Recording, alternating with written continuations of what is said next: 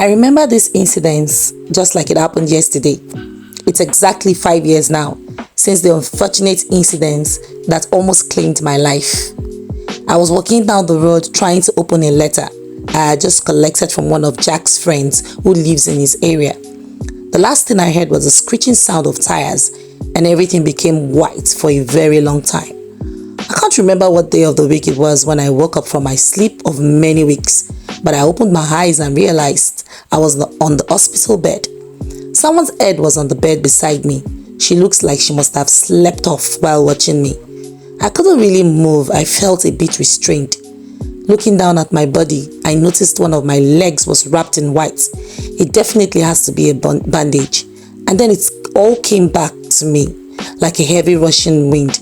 I was running from my parents and the life they wanted for me, running to the one who understands that love cannot be forced. I have always believed that love can only be found by those seeking it. I am not in support of matchmaking couples. I have never believed in it. Although some people say that many had walked that path and found love, for me, I felt there must be a connection before we can begin to talk about love. And true to my beliefs, I found him, Jack, my best friend and the only one I love. I have never seen or heard of anyone so loving and caring like Jack. Jack will walk the ends of the earth for me just to see me happy. Such selfless love is rare these days. We met back in the university, same department, but it was 2 years ahead of me. I was glad that even after school, and despite the fact that he had to go far north for his National Youth Service, our love was unaffected. Luckily for Jack, he got a good job as soon as he finished the service here. It wasn't the same for me though, but I didn't really mind. Jack stood strong for us and constantly took care of some of my needs. We had promised each other that our love would be eternal. Although along the line things became a little different, Jack's job was constantly taking him out of town, and it became quite difficult for us to always be together. But whenever Jack was in town, he made it a point of duty to see me, and we always ended up having an amazing time. We had even started talking about the future when Edward, son to my father's best friend, walked into my life. Edward and I were childhood friends. We're childhood friends. I didn't really like him back then. I felt he was a spoiled brat. He had 3 other siblings. Well, one now dead. The other 2 lived in the States. He's the last born and the only one who remained at home with his parents. He travels during the holidays with his parents to see his siblings. At some point, we all grew up and lost contact. Edward wasn't a terrible guy really, but the heart wants what it wants. What annoyed me the most was my father's angle to the whole thing. How he came up with we have gone to pray about both men and Edward seems to be the better choice according to the leading of the spirit. For me, there was absolutely nothing wrong with Jack. I tried getting Edward off my back. I can't remember the countless times I had told him off and showed him no respect. Well, I made sure he knew I was not in love with him and would never be. But this guy, Edward, oh God, he is the definition of persistence. And at that time, it was very annoying. My parents had insisted on not walking me to the altar if I insisted on getting married to Jack. And I told them I would rather remain single than marrying Edward. My dad went as far as calling Jack and asking him to stay away from me. He said he wasn't in support of our union. Jack and I remained strong in our decision. We have been together for 7 years now, and there is no going back for us. My dad had threatened to disown me and also planned an introduction between our families. I wonder what their connection is and why it was so important that I get married to Edward by all means. At some point, it felt like there was more to it than my marriage to Edward, and I claimed to have heard the voice of God. A date was picked and plans were ongoing. I thought that by showing no interest in all of their preparations, I would dissuade my parents. I was wrong. They carried on without me, so Jack and I had to plan to run away. We were going to meet at a certain junction a day to my introduction. That day, we had planned to meet for 6 a.m. at a certain junction not too far from Jack's house. I was there, and by 7, Jack was still not in sight. Perhaps he had some difficulties. I tried reaching his line, but he wasn't connecting. Going back home now wasn't such a good idea because I had left a note in my room informing my parents of my decision. They must have seen it by now, and Jack's place must be their first point of call. So while waiting for Jack, I was approached by one of his younger friends, Collins. He gave me an envelope and said it was from Jack, and then he left immediately saying he was in a hurry and that Jack said I will understand once I read the letter. I was trying to open the envelope when I heard the screeching of the tires. Now my eyes are opened on the hospital bed. It dawns on me that I must have had an accident. How it all happened still remains a mystery to me.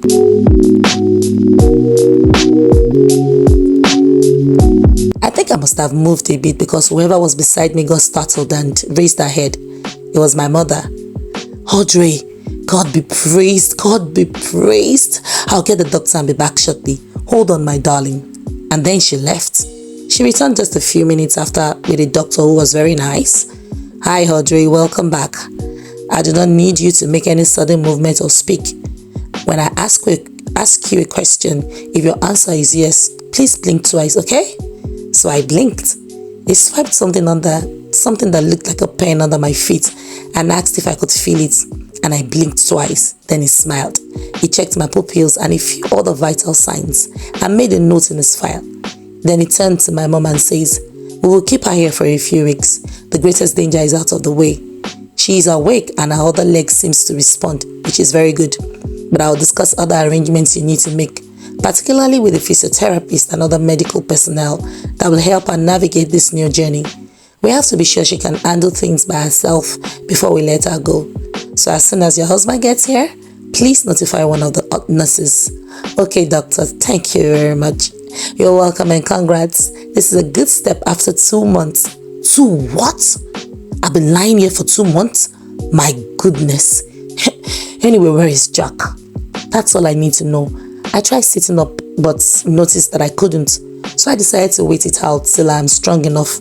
I just hope my parents didn't do anything rash. I closed my eyes and went back to sleep.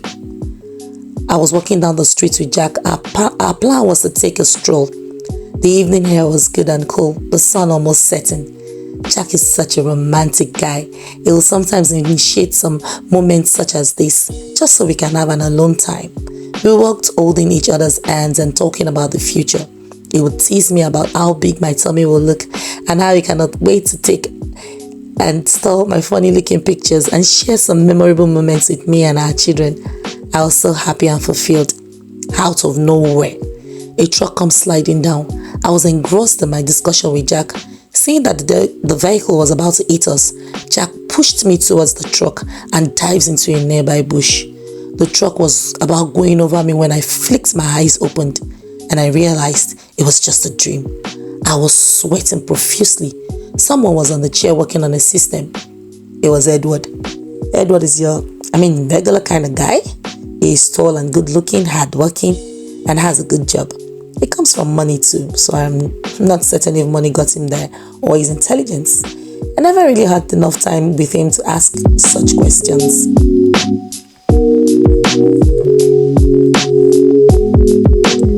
Then the question again, where is Jack? My mom walks in and she noticed I was awake. Audrey, you're awake. Please blink twice if you're okay. I tried to talk instead and I was able to, though not so loud. I'm okay, Mom. Ah, thank you, Lord. Finally, she speaks. Edward walks towards my bed and he says, "Hi, Audrey. Welcome. I was happy when your mom called me." Well, I just tried a fake smile. "Mom, yes, darling, where is Jack?" My mom became quiet. She began to panic. "What happened to Jack, Mom? Someone should please say something." "You don't remember?" "Not really. I was waiting for him at the junction and that's all I remember." Actually, Edward cuts in. Jack suffered a lot of injury to his spinal cord, but luckily for him, he survived.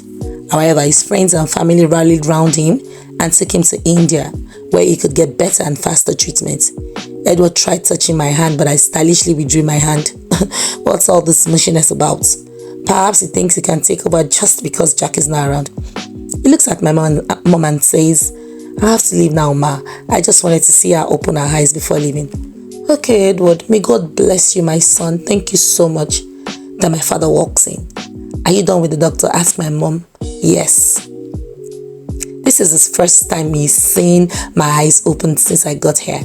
He walks up to me, holds my hand and says, "It is well, darling. I am glad God brought you back to us. I won't have been able to live with myself. I love you, Audrey. That brought tears to my eyes. He wipes it and says, "It's okay, darling." Then he turns and looks at Edward. "Thanks, dear son. God bless you." "Amen, sir. I was just about leaving." "Ah, okay. I'll walk you out." Edward walks up to me and says, "Good night, Audrey. I'll stop by tomorrow." I just smiled a bit and he left with my dad. Hold on a minute. Why is everyone saying thank you to Edward? Did he pay part of my bills? As soon as I can, I will speak with my parents.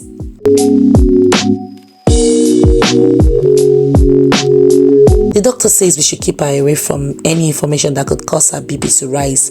Right now, they are trying to manage it and ensure it goes down to the minimum.